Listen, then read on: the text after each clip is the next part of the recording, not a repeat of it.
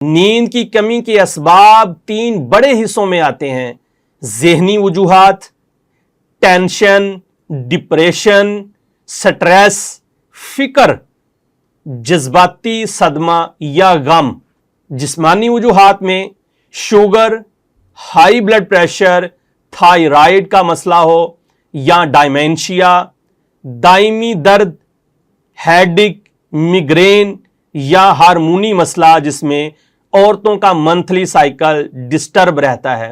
روزمرہ کی عادات میں رات کو موبائل، ٹی وی یا لیپ ٹاپ کا زیادہ استعمال کرنا،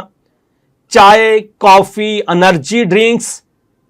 شام کے بعد جو لوگ پیتے ہیں ان میں انسومنیا کی بیماری عام ہو جاتی ہے۔